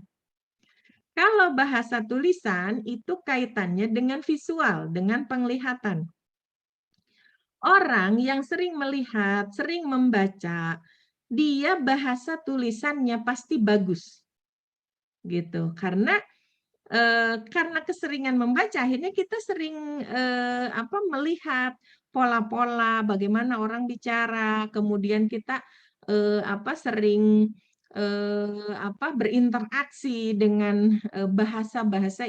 Kalau bahasa tulisan kan grammar, kalau bahasa Inggrisnya ya, kalau grammarnya harus bagus atau tata bahasanya harus bagus. Kenapa? Karena kalau bahasa tulisan itu harus dimengerti oleh siapapun, dan kalau pembaca nggak ngerti kan nggak bisa langsung konfirmasi. Makanya diusahakan semaksimal mungkin bahasa tulisan itu harus terstruktur dengan baik. Nah, jadi buku-buku gitu ya, tulisan-tulisan itu biasanya memang ada editornya gitu ya, ada proses editingnya sehingga meminimalisir kesalahan memahami gitu ya oleh pembaca. Nah, sedangkan kalau bahasa lisan memang ada aturan-aturan tata bahasa. Tapi kalaupun kita ngomong tidak sesuai dengan aturan tata bahasa, itu lebih mudah untuk konfirmasinya. Jadi misalnya kita lagi ngobrol, yang kamu maksudnya apa sih? Nah, bisa langsung konfirmasi kan? Jadi tidak akan sesulit gitu ya, tidak akan sesulit bahasa tulisan. Nah, kenapa keumuman di kita itu bahasa tulisan itu bahasa lisan itu lebih lancar ketimbang bahasa tulisan. Ini terkait dengan materi kajian ini minggu lalu, yaitu tentang budaya literasi. Gitu ya. Budaya literasi di Indonesia ini sangat rendah. Kita jarang sekali baca. Gitu ya, kita jarang sekali baca. Karena kita jarang baca, maka bahasa tulisan kita biasanya lebih lebih bermasalah ketimbang bahasa lisan kita, gitu ya. Jadi seperti itu. Nah, apakah untuk orang gagu itu ada masalah tersendiri? Misalnya dari sisi syarafnya yang membuat orang tersebut jadi konflik otak gitu ya, konflik otak. Dalam artian ketika ngomong secara langsung bahasa lisannya lancar, tapi bahasa tulisannya enggak, bisa jadi gitu ya. Cuma kalau saya pribadi itu belum baca ya kalau orang gagu itu justru malah bahasa tulisan yang bermasalah. Karena setahu saya penyebab gagu itu ada 2 ya. Pertama memang syaraf wicaranya ada yang terganggu atau pendengaran yang terganggu. Kalau pendengaran yang terganggu, otomatis orang itu akan sulit untuk mendengar. Jadi biasanya agak bermasalah dari sisi Dua-duanya Bu, malah. kenapa? Dua-duanya malah. Jadi pendengaran dia terganggu, cara bicara juga terganggu, Bu. Ya berarti itu berkorelasi. Kalau itu sinkron berarti gitu ya. Berarti gagunya itu memang karena fungsi pendengarannya yang terganggu. Nah, ini bisa diatasi salah satunya kalau memang pendengarannya itu belum parah banget, kan sekarang ada yang namanya alat bantu dengar ya. Nah, mungkin bisa menggunakan itu. Tapi kalau misalnya pendengarannya memang agak parah gitu ya terganggunya, sebaiknya memang ke dokter dan orang-orang di sekitarnya berarti yang harus membantu. Kan biasanya kalau untuk yang agak terganggu pendengaran kita bisa bantu dengan bahasa isyarat gitu ya atau dengan bahasa tulisan. Nah, bisa jadi kalau gagunya karena itu berarti ya, karena memang pendengarannya terganggu. Nah, atau bisa jadi karena motoriknya. Kalau tadi kan sudah terkonfirmasi ya, karena memang pendengarannya terganggu. Atau gagunya itu karena motoriknya tidak berkembang dengan baik. Nah, ini tinggal dicek aja. Kalau pendengarannya normal dua-duanya, tapi ada gagu, berarti kita cek syaraf-syaraf wicaranya. Gitu. Jadi motorik khususnya yang terkait dengan syaraf bicara. Salah satunya kita bisa lihat, dia bisa nyedot nggak? Gitu. Misalnya nyedot, minuman dengan sedotan yang kecil gitu ya. Kalau sedotan besar kan agak mudah ya. Nah, dengan sedotan yang kecil misalnya. Atau ketika dia mengunyah ada permasalahan nggak di rahangnya? Atau, ada permasalahan nggak di telapak tangannya? Atau kita bisa tanya, dulu ketika kecil merangkak nggak? Gitu ya. Nah, biasanya anak-anak yang merangkaknya sebentar, itu bicaranya suka, agak telat atau agak bermasalah, gitu ya. Karena syaraf-syarafnya tidak berkembang dengan sempurna, dengan benar, gitu ya, dengan tuntas lah bahasanya, gitu ya. Nah, jadi gagu itu bisa karena 2 sebab, atau bisa jadi karena memang ada sebab lain yang, itu baru muncul setelah dewasa, misalnya karena ada faktor traumatis. Nah, karena faktor traumatis itu juga bisa menyebabkan, gangguan, fisik gitu ya. Faktor traumatis psikis itu bisa, menyebabkan gangguan, fisik. Salah satu contohnya asma gitu ya. Asma itu kan sebenarnya zat, alergi yang memang menyerang saluran bronkus. Nah cuma, kalau kondisi psikis kita lagi nggak bagus gitu ya, kelelahan mental terutama, nah itu bisa memicu asma untuk kambuh. Padahal kan bukan penyebab, fisik gitu ya. Nah, tapi psikisnya yang kena. Atau traumatis gitu ya, traumatis misalnya ada kejadian yang, benar-benar membuat kaget gitu. Nah, akhirnya, dia tidak siap menerima kondisi itu. Nah, itu mempengaruhi, kinerja, organ-organ yang ada di dalam, tubuhnya. Gitu. Jadi seperti itu, yang bisa saya sampaikan ya untuk yang pertanyaan nomor 2. Nah, kalau untuk yang terkait bahasa tulisan dengan bahasa lisannya kenapa, eee, lisannya justru bisa lebih dipahami ketimbang tulisannya, kemungkinan besar sih karena literasi ya. Kan kalau pendengaran terganggu, harusnya penglihatan enggak kan? Nah, kecuali kalau penglihatan juga terganggu, jadi kan akan sulit untuk, membaca gitu ya, membaca. Nah, sementara bahasa tulisan itu akan sangat berkorelasi dengan proses membaca, gitu. Membaca itu akan berpengaruh terhadap kecakapan kita dalam menulis. gitu. Jadi kalau misalnya kita mau jadi seorang penulis yang handal, sering-seringlah baca buku. Kalau kita mau jadi orator atau pembicara yang baik, trainer, maka sering-seringlah mendengar. Mendengar siapa ya? Para orator bicara, para trainer ketika ngisi gitu ya. Nah, itu kita harus sering-sering mendengar. Gitu. Makanya apa namanya tuh? Kenapa? Orang yang pendengarannya terganggu biasanya wicaranya juga terganggu karena memang wicara itu sangat erat kaitannya dengan proses mendengar gitu ya. Itu untuk pertanyaan yang pertama dengan yang kedua.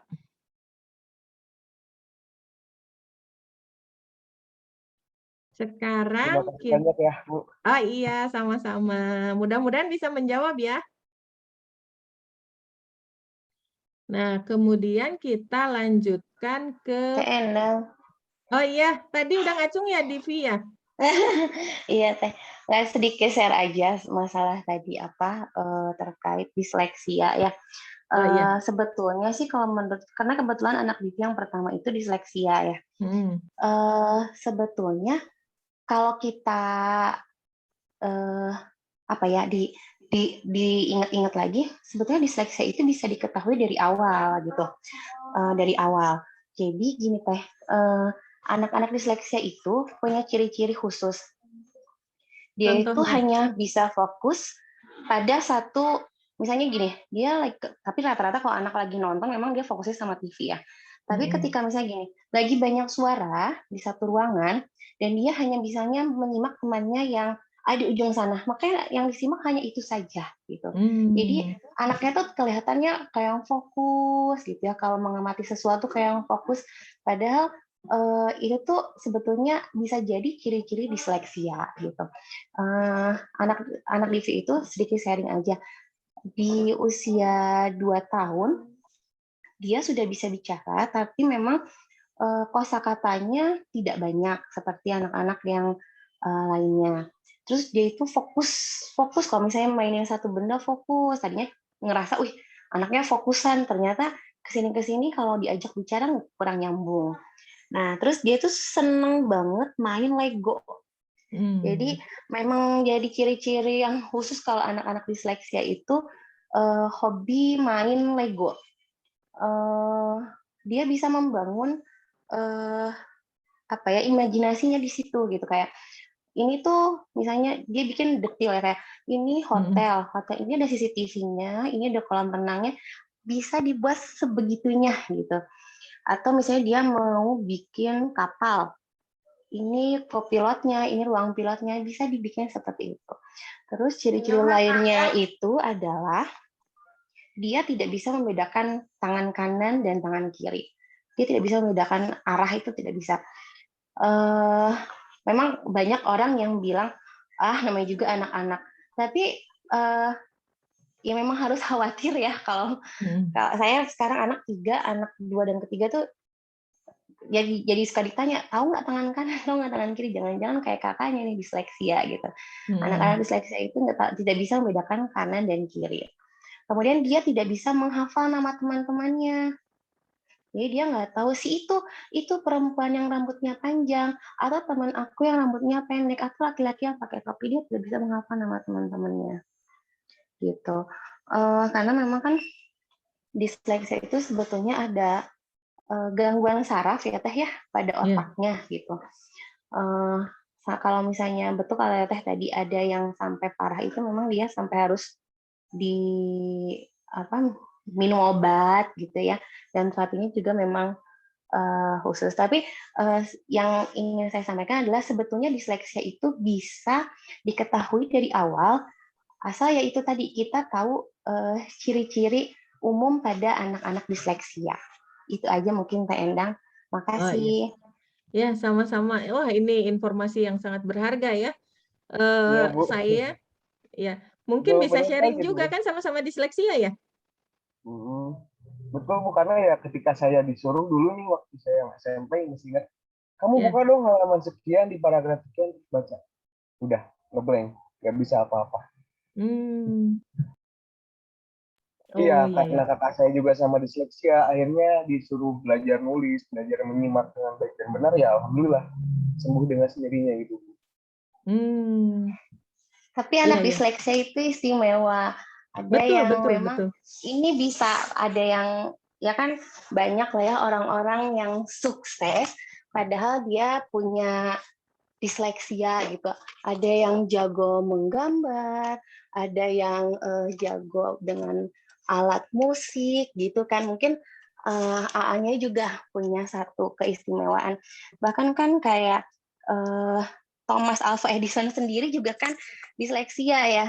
Leonardo da Vinci yang saya tahu juga dia disleksia. Bahkan Albert Einstein itu orang disleksia gitu. Jadi jangan apa namanya, jangan pesimis Putus kalau semangat. disleksia. Iya, betul sekali. Hmm.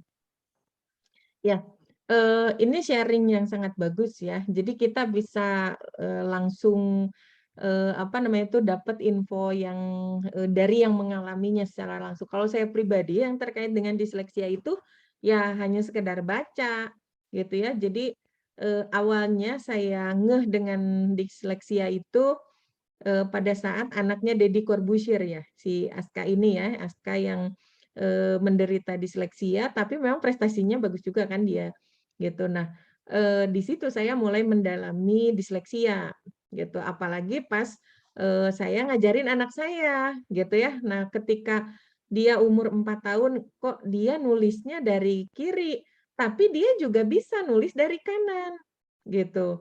Nulis dari kiri bisa, nulis dari kanan bisa. Misalnya kayak, ayo gitu ya, dari kanan ya berarti A-nya di sini, Y-O. Nah, kan ketika dari kanan berarti dia ya ayo juga cuma dari arah kanan bacanya. Nah, dulu tuh saya ngelihat, ini anak teh kunaon gitu ya, makanya saya agak-agak khawatir juga. Nah, di situ, pas saya dengar tentang disleksia, saya akhirnya cari-cari juga tuh tentang disleksia. Nah, tapi baru sebatas baca.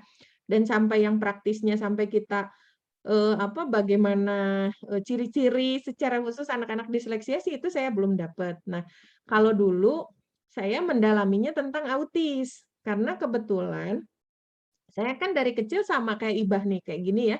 Dari kecil tuh saya seneng ngasuh juga, karena ibu saya ngajarin saya begitu. Jadi dari kecil saya seneng ngasuh, kebetulan salah satu adik saya itu autis, gitu ya, adik asuh saya itu autis. Nah, dulu, ketika kan saya mulai ngasuh dia tuh dari usia saya SD ya, SD kemudian SMP. Nah, tapi kan saya belum punya, apa ya, belum punya akses untuk menjangkau tentang autis itu lebih banyak gitu. Nah, akhirnya saya hanya mengasuh dia hanya mengandalkan nurani gitu. Nah, kebetulan saya tuh punya buku biologi. Nah, buku biologi itu kan banyak gambar-gambar.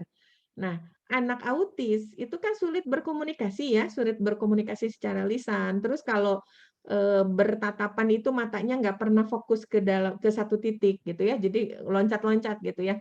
Nah, terus sulit untuk berkomunikasi secara lisan. Nah, ternyata karena dia lihat buku biologi saya, nah kita komunikasi lancar itu lewat gambar.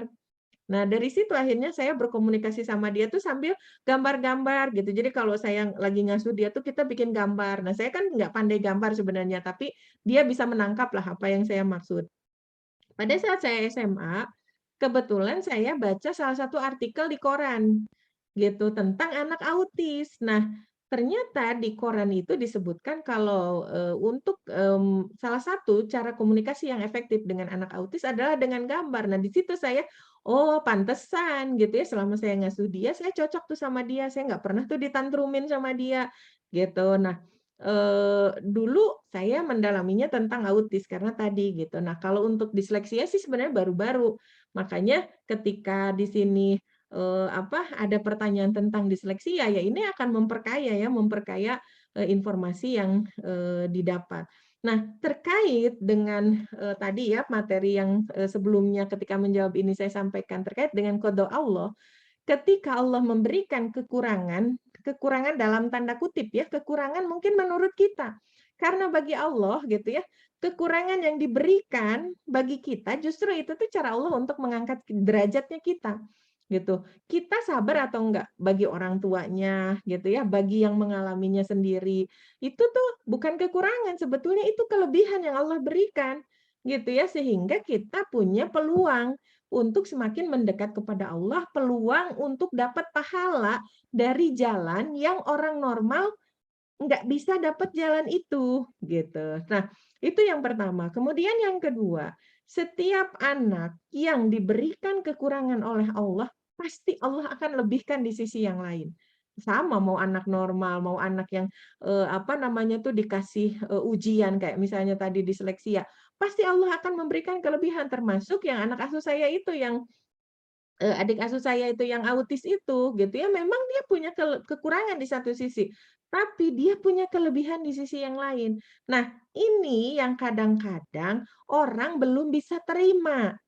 Jadi, semua anak itu disamaratakan, gitu. Semua anak harus bisa begini, semua anak harus bisa begitu, gitu. Nah, ini yang mungkin, benar-benar harus kita, apa ya, budayakan ya di sekitar kita. Jangan memandang orang itu dari kelemahannya, pasti dia punya kekurangan, gitu ya. Pasti dia punya kelebihan, salah ya, kekurangan dengan kelemahan sama aja. Pasti punya kelebihan. Nah, anak saya itu kebetulan kan sekolahnya di sekolah inklusi ya. Sekolah inklusi itu sekolah yang, bukan hanya untuk yang, apa, keumuman, anak-anak umum gitu ya, maksudnya dalam tanda kutip anak-anak normal, tapi juga dengan anak-anak yang memang berkebutuhan khusus. Nah, karena biasa bergaul sehari-hari dengan anak-anak yang berbagai macam gitu ya, beragam, akhirnya mereka bisa lebih berempati dan mereka jadi, apa ya, bisa menerima teman-temannya dalam kondisi apapun. Nah, ini yang kadang-kadang agak kurang gitu ya di sekolah-sekolah yang bukan sekolah inklusi. Kadang-kadang kalau ada temennya yang, kekurangan, itu malah jadi bahan ejekan gitu ya, jadi bahan bulian. Padahal mereka tuh orang-orang spesial yang Allah berikan kelebihan di sisi yang lain gitu, yang tidak akan dimiliki oleh anak-anak yang, apa, tidak diuji dengan, sesuatu itu gitu. Nah, ini yang benar-benar, harus kita ajarkan bagi para orang tua.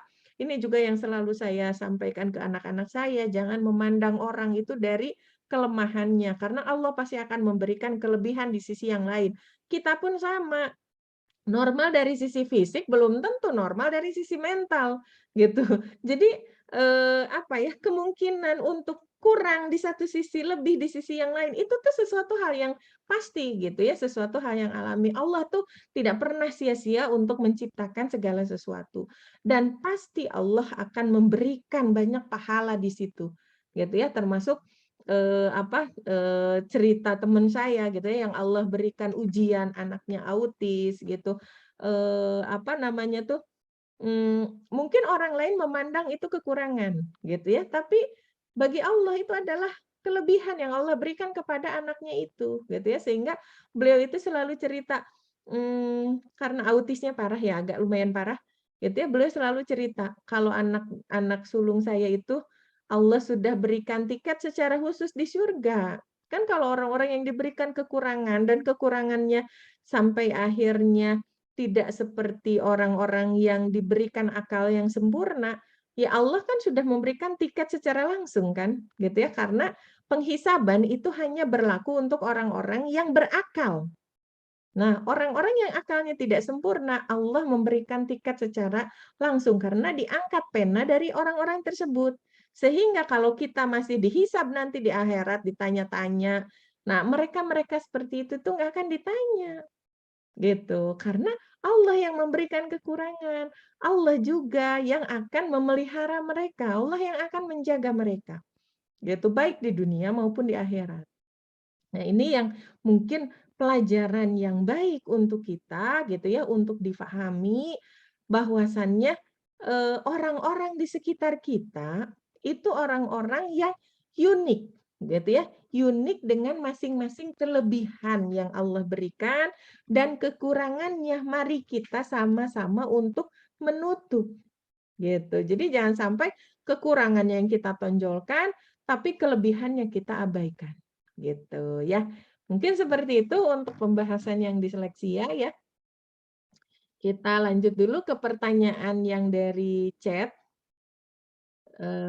Ini dari Teh Laila.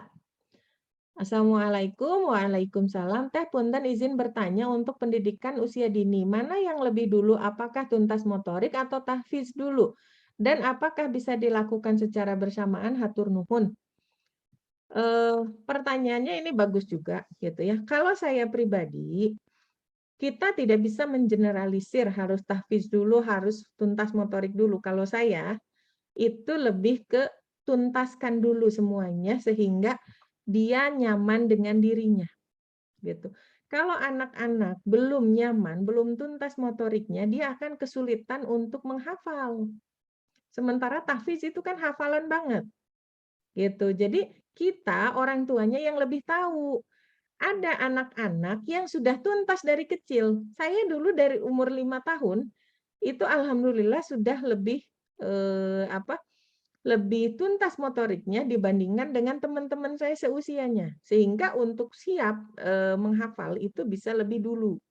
Nah, tapi gitu ya untuk anak-anak saya belum bisa melakukan itu. Gitu. Belum bisa melakukan itu. Kenapa? Karena kan latar belakang berbeda-beda. Nah, jadi kalau saran saya, lihat dulu perkembangan anaknya. Khawatirnya begini, kalau kita paksakan dari sejak dini, sementara dia belum siap, pada saat dia balik, yang justru dia harusnya sudah bertanggung jawab atas dirinya sendiri, dia malah nggak siap. Gitu, dan ini banyak kasus orang tua anu bubudakeun kalau kata orang Sunda mah ya, udah sepuh, tapi kelakuannya masih kayak anak kecil. Kenapa? Karena masa kecilnya sudah dituntut untuk dewasa. Yang harusnya masa kecil menikmati masa kecil, dia dituntut untuk menjadi orang dewasa. Nah, ini yang dikhawatirkan sehingga ketika dia sudah dewasa, justru dia kembali ke perilaku anak kecil, gitu. Nah, jadi silahkan dilihat dulu. Kalau kita ingin secepatnya, gitu ya, memprogram anak kita untuk tahfiz, untuk siap hafalan, maka secepatnya tuntaskan motoriknya, gitu. Biar bisa sejak dini sudah mampu. Kayak misalnya dulu para sahabat, kemudian anak-anaknya para sahabat, karena mereka kehidupannya kan sudah ideal. Karena apa? Orang tuanya paham Islam. Orang tuanya paham Islam, orang tuanya paham perkembangan anak seperti apa, gitu kan. Karena pendidikan berbasis Islam itu pendidikan yang sesuai dengan fitrah manusia. Gitu. Bagaimana Islam mengajarkan kita untuk adab kepada alam, gitu ya, bersinergi dengan alam. Itu kan salah satu pendidikan yang akan membuat kita berkembang secara utuh. Gitu. Contohnya kayak gini. Ketika kita belajar matematika, kalau kita nggak paham matematika itu untuk apa, pasti kita akan bosen. Pasti kita akan hilang semangat. Udah mah susah belajarnya, kita nggak tahu untuk apa. Jadi ngapain belajar susah-susah kalau kita nggak kebayang nanti itu matematika mau dipakai untuk apa. Gitu. Tapi kalau kita kebayang manfaatnya itu kayak gimana, pasti kita akan bersemangat. Nah, Islam mengajarkan itu semua. Gitu. Jadi setiap perbuatan itu ada dasarnya. Kalau bahasa ininya setiap perbuatan itu ada filosofinya. Kenapa kita harus berbuat seperti itu? Dan Islam itu menyampaikan tentang itu. Nah, maka ini PR buat kita para orang tua. Kalau memang kita ingin mengajarkan tahfiz dari kecil dan memang sebaiknya dari sejak dini karena istilahnya belajar di masa kecil itu kan nempel ya. Beda dengan belajar yang kita sudah gede gitu ya, apalagi sudah tua, sudah berumur kayak sekarang gitu ya, pastinya akan lebih berat. Nah, beda kalau kita menghafal dari masa kecil, itu pasti akan nempel lama gitu. Tapi siapkan dulu segala perangkat pendukungnya, terutama perangkat pendukung yang ada di dalam tubuh anak kita sendiri. Jangan cuma ikut tren. Nah, ini juga catatan untuk para orang tua. Kadang-kadang kita mengajarkan hafalan kepada anak-anak itu karena ikut tren atau karena orang lain. Aduh, anak tetangga saya udah hafal ini, anak saya belum bisa apa-apa. Nah, jangan sampai karena itu. Tapi benar-benar pahamkan diri kita, kenapa anak-anak harus paham Al-Quran, kenapa mereka harus menghafal Al-Quran. Begitupun ke kitanya juga tahu. Sehingga kenapa kita mengajarkan anak-anak tentang Al-Quran dari sejak dini. Gitu. Dan anak-anak dengan bahasanya mereka, kita juga harus sampaikan alasan-alasan kenapa mereka diajarkan begini, kenapa mereka harus begitu. Dan satu lagi, karakter anak-anak digital native itu kritis. Kalau kita hanya sekedar nyuruh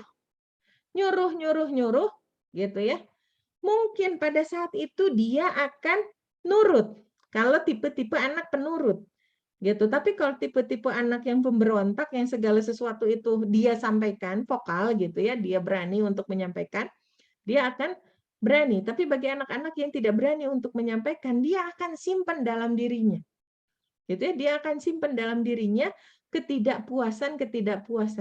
Nah, khawatirnya ketidakpuasan yang terakumulasi itu akan menjadi inner child bagi dia. Gitu. Jadi ini tugas kita bersama gitu ya, untuk menuntaskan motorik mereka, juga untuk menyampaikan dasar-dasar yang kuat kepada anak-anak kita. Kenapa mereka berbuat ini, kenapa mereka berbuat itu. Karena bagi seorang muslim, yang membedakan satu perbuatan itu berpahala atau enggak, itu bukan perbuatannya itu sendiri, tapi dasar kenapa dia berbuat. Contohnya begini, orang saum, yang satu saumnya itu karena memang ingin mendekatkan diri kepada Allah, yang satu saumnya itu karena ingin diet. Akan berbeda di hadapan Allah, sama-sama pekerjaannya atau perbuatannya itu saum, tapi nilainya di hadapan Allah itu berbeda gitu ya. Jadi ini PR kita nih gitu ya, untuk menyampaikan ke anak-anak kita kenapa mereka memang diajarkan untuk mendekat kepada Allah lewat Al-Qur'an dari sejak dini gitu ya. Jadi jangan sampai hanya doktrin saja. Gitu. Begitu mungkin.